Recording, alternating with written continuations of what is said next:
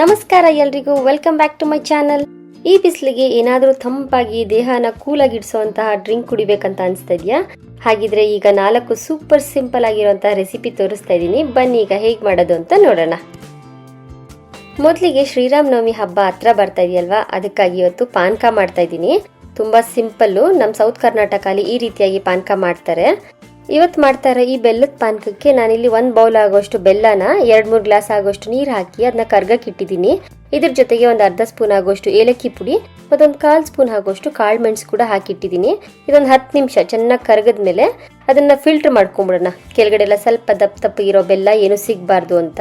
ಇದಕ್ಕೆ ಈಗ ಒಂದು ಸ್ವಲ್ಪ ಪಿಂಚ್ ಆಗೋಷ್ಟು ಪಚ್ಚಕರ್ಪೂರ ಸ್ವಲ್ಪ ಸಾಕು, ಈ ರೀತಿ ಸಿಗತ್ತೆ ಗಂಧಿಗೆ ಅಂಗಡಿನೆಲ್ಲ. ಆ ಪಚ್ಚಕರ್ಪೂರ ಒಂದು ಸ್ವಲ್ಪ ಹಾಕಿ ಒಂದು ಪೂರ್ತಿ ನಿಂಬೆ ಹಣ್ಣ ಹಿಂಡ್ಕೋತಾ ಇದ್ದೀನಿ. ಪಚ್ಚಕರ್ಪೂರ ಮಿಸ್ ಮಾಡಿಬಿಡಿ, ಅದೊಂದು ಸ್ಪೆಷಲ್ ಘಮ ಬರುತ್ತೆ, ಅದು ತುಂಬ ಚೆನ್ನಾಗಿರುತ್ತೆ. ಅದಕ್ಕೊಂದು ಸ್ವಲ್ಪ ಪಿಂಚ್ ಆಫ್ ಸಾಲ್ಟು ಮತ್ತೊಂದು 2 ತುಳಸಿ ಎಳೆ ಹಾಕೋತಾ ಇದ್ದೀನಿ.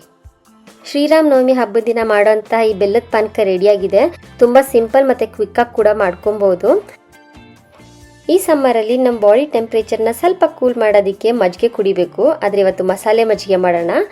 ಒಂದು ಮಿಕ್ಸಿ ಜಾರಲ್ಲಿ ಒಂದು ಸ್ವಲ್ಪ ಕೊತ್ತಂಬರಿ ಸೊಪ್ಪು, 1-2 ಹಸಿಮೆಣಸಿನ್ಕಾಯಿ, ಒಂದು 2-3 ತುಂಡಾಗುವಷ್ಟು ಶುಂಠಿ, ಒಂದು ಕರಿಬೇವಿನ ಸೊಪ್ಪಿನ ಕಡ್ಡಿ, ಒಂದು ಅರ್ಧ ಸ್ಪೂನ್ ಜೀರಿಗೆ, ಒಂದು ಸ್ವಲ್ಪ ನೀರು ಹಾಕಿ ಈ ರೀತಿಯಾಗಿ ತರಿಯಾಗಿ ರುಬ್ಕೊಂಡಿದ್ದೀನಿ. ಅದು ತುಂಬ ಬ್ಲೆಂಡ್ ಆಗಲ್ಲ. ಈಗ ಅದೇ ಮಿಕ್ಸಿ ಜಾರ್ಗೆ 1 ಕಪ್ ಆಗೋಷ್ಟು ಗಟ್ಟಿ ಮೊಸರು ಮತ್ತೊಂದು ಅರ್ಧ ಗ್ಲಾಸ್ ಆಗೋಷ್ಟು ನೀರು ಹಾಕ್ಕೊಂಡಿದ್ದೀನಿ. ಇದ್ರ ಜೊತೆಗೆ ಒಂದು 1/4 ಸ್ಪೂನ್ ಇಂಗು ಮತ್ತೊಂದು ಅರ್ಧ ಸ್ಪೂನ್ ಆಗೋಷ್ಟು ಉಪ್ಪು, ಇದನ್ನೆಲ್ಲ ಹಾಕಿ ಚೆನ್ನಾಗಿ ಬ್ಲೆಂಡ್ ಮಾಡಿಕೊಂಡು ಅದನ್ನ ಫಿಲ್ಟರ್ ಮಾಡ್ಕೊಳ್ಳೋಣ. ಈಗ ನೋಡಿ, ಈಗ ಮಸಾಲೆ ಮಜ್ಜಿಗೆ ರೆಡಿಯಾಗಿದೆ. ಈ ಸಮ್ಮರ್ ಡ್ರಿಂಕಲ್ಲಿ ಇದನ್ನು ಕೂಡ ಆ್ಯಡ್ ಮಾಡ್ಕೊಳ್ಳಿ. ನೆಕ್ಸ್ಟ್ ಮಾಡ್ತಾ ಇರೋ ಈ ಕೂಲ್ ರೆಸಿಪಿಯಲ್ಲಿ ಜಲ್ಜೀರಾ ಮಾಡ್ತಾ ಇದ್ದೀನಿ. ಇದು ಒಂಥರ ಡೈಜೆಷನ್ಗೆ ತುಂಬ ಒಳ್ಳೆಯದು. ನಾನಿಲ್ಲಿ 1 ಸ್ಪೂನ್ ಆಗೋಷ್ಟು ಜೀರಿಗೆ ಮತ್ತೊಂದು ಅರ್ಧ ಸ್ಪೂನ್ ಆಗೋಷ್ಟು ಕಾಳು ಮೆಣಸನ್ನ ಮೀಡಿಯಮ್ ಲೋ ಫ್ಲೇಮಲ್ಲಿ ಇಟ್ಕೊಂಡು ಚೆನ್ನಾಗಿ ರೋಸ್ಟ್ ಮಾಡ್ಕೋತಾ ಇದ್ದೀನಿ. ಆ ಜೀರಿಗೆ ಎಲ್ಲ ಕೆಂಪು ಆಗಬೇಕು, ಅಲ್ಲಿವರೆಗೂ ಲೋ ಫ್ಲೇಮಲ್ಲಿ ಇಟ್ಟು ಚೆನ್ನಾಗಿ ಫ್ರೈ ಮಾಡ್ಕೊಳ್ಳೋಣ.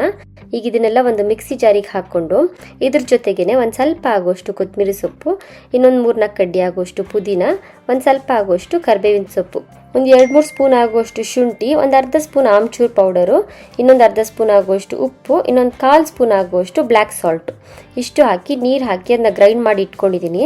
ಈಗ ಒಂದು ಗ್ಲಾಸ್ಗೆ ಸ್ವಲ್ಪ ಐಸ್ ಕ್ಯೂಬ್ಸ್ ಹಾಕಿ ನಾವು ಜಲ್ಜೀರಾ ಪೇಸ್ಟ್ ಮಾಡಿರ್ತೀವಲ್ಲ ಅದು ಕೂಡ ಹಾಕ್ಕೊಂಡು ಒಂದು ಅರ್ಧ ನಿಂಬೆಹಣ್ಣು ಅದಕ್ಕೆ ಹಿಂಡ್ಕೋತಾ ಇದ್ದೀನಿ. ಇದಕ್ಕೆ ಈಗ ಅರ್ಧ ಗ್ಲಾಸ್ ಆಗೋಷ್ಟು ನೀರು ಹಾಕ್ಕೊಂಡ್ರೆ ಸಕ್ಕತ್ತಾಗಿರೋ ಜಲ್ಜೀರಾ ರೆಡಿ ಆಗುತ್ತೆ. ತುಂಬ ಈಸಿ ಮತ್ತು ಕ್ವಿಕ್ಕಾಗಿ ಕೂಡ ಮಾಡ್ಕೊಬೋದು. ಮುಂದಿನ ರೆಸಿಪಿ ಮಸಾಲಾ ನಿಂಬು ಶರ್ಬತ್ ಮಾಡ್ತಾ ಇದ್ದೀನಿ. ನಿಂಬೆಹಣ್ಣು ಶರ್ಬತ್ ಕುಡ್ದಿರ್ತೀರಾ, ಈ ರೀತಿ ಮಸಾಲೆ ನಿಂಬು ಶರ್ಬತ್ ಮಾಡಿ, ತುಂಬ ಚೆನ್ನಾಗಿರುತ್ತೆ. ನಾನಿಲ್ಲಿ 1 ಟೀ ಸ್ಪೂನ್ ಆಗೋಷ್ಟು ಎಡಿಬಲ್ ಗಮ್ ತೊಗೊಂಡಿದ್ದೀನಿ, ಅಂದರೆ ಅಂಟು ಅಂತೀವಿ, ಅದು ತೊಗೊಂಡಿದ್ದೀನಿ. ಅಂಟಿನುಂಡೆ ಮಾಡೋಕ್ಕೆ ತೊಗೊಳ್ಳೋ ಅಂಟು ಬೇರೆ, ಇದು ಬೇರೆ. ಇದನ್ನು ಒಂದು 3-4 ಅವರ್ವರೆಗೂ ನೆನೆಸಿದ್ರೆ ನೋಡಿ ಈ ರೀತಿ ಕಾಣಿಸುತ್ತದು. ಒಂದು 4 ಅವರ್ಸ್ ಆಗಿದೆ. ಈಗ ಈ ನೆಂದಿರೋ ಅಂಟನ್ನ ನಾನು 1.5 ಸ್ಪೂನ್ ಆಗೋಷ್ಟು ಮಾತ್ರ ಉಪಯೋಗಿಸ್ಕೊತಾ ಇದ್ದೀನಿ. ಇದರಲ್ಲಿ ಸುಮಾರು 3-4 ಗ್ಲಾಸ್ ಆಗೋಷ್ಟು ಜ್ಯೂಸ್ ಆಗುತ್ತೆ. ಮಸಾಲ ಶರ್ಬತ್ ಆಗಿರೋದ್ರಿಂದ 1-2 ಹಸಿಮೆಣಸಿನ್ಕಾಯಿನ ಸಣ್ಣಕ್ಕೆ ಹೆಚ್ಚಿಟ್ಕೊಂಡು ಹಾಕ್ಕೊಂಡಿದ್ದೀನಿ. 1 ಪಿಂಚ್ ಆಗೋಷ್ಟು ಉಪ್ಪು, ಒಂದು 2-3 ಸ್ಪೂನ್ ಆಗೋಷ್ಟು ಸಕ್ಕರೆ, 1-2 ಪುದೀನ ಕಡ್ಡಿ ಮತ್ತೊಂದು ಅರ್ಧ ನಿಂಬೆಹಣ್ಣು ಹಿಂಡ್ಕೋತಾ ಇದ್ದೀನಿ. ಮೊದಲಿಗೆ ಒಂದು ಅರ್ಧ ಗ್ಲಾಸ್ ನೀರು ಹಾಕಿ ಆ ಸಕ್ಕರೆ ಎಲ್ಲ ಕರಗಿಸ್ಕೊಂಬಿಡಿ. ಆ ಮೆಣಸಿನ್ಕಾಯಿ ಮತ್ತು ಪುದೀನದ ರಸ ಎಲ್ಲ ಬಿಡುತ್ತಲ್ವ, ಈ ರೀತಿ ಒಂದು 2-3 ಸತಿ ಚೆನ್ನಾಗಿ ಮಿಕ್ಸ್ ಮಾಡ್ಕೊಂಬಿಟ್ರೆ ಸಕ್ಕರೆ ಎಲ್ಲ ಕರಗಿಬಿಡ್ಲಿ. ಆಗ ಒಂದು ಸ್ವಲ್ಪ ಲೈಟಾಗಿ ಮೆಣಸಿನ್ಕಾಯಿ ಖಾರ ಎಲ್ಲ ಬಿಟ್ಟಿರುತ್ತೆ. ಇದಾದಮೇಲೆ ಇದ್ರ ಮೇಲೆ ನಮಗೆ ಎಷ್ಟು ಬೇಕೋ ಅಷ್ಟು ನೀರು ಹಾಕ್ಕೊಳ್ಳೋದು. ನಾನಿಲ್ಲಿ ಒಂದು 2-3 ಐಸ್ ಕ್ಯೂಬ್ಸ್ ಕೂಡ ಹಾಕ್ಕೊಂಡಿದ್ದೀನಿ, ಸ್ವಲ್ಪ ಕೂಲಾಗಿರಲಿ ಅಂತ. ನೋಡಿ, ಈಗ ಮಸಾಲ ಶರ್ಬತ್ ರೆಡಿಯಾಗಿದೆ. ಈ 4 ಸಮ್ಮರ್ ಡ್ರಿಂಕ್ ನಿಮಗೆ ಇಷ್ಟ ಆಯ್ತಾ? ಮನೇಲಿ ಟ್ರೈ ಮಾಡಿ ಒಂದ್ಸತಿ. ನಿಮ್ಗೆ ಯಾವುದು ಫೇವ್ರೇಟ್ ಅಂತ ತಿಳಿಸಿ ನನಗೆ ಕಮೆಂಟ್ ಮಾಡಿ. ಹೀಗೆ ಸಿಂಪಲ್ ಅಡುಗೆ ಸೂಪರ್ ಟೇಸ್ಟ್ಗಾಗಿ ನನ್ನ ಚಾನಲ್ನ ಸಬ್ಸ್ಕ್ರೈಬ್ ಮಾಡ್ಕೊಳ್ಳೋದು ಮರಿಬೇಡಿ. See you in the next video. Thank you.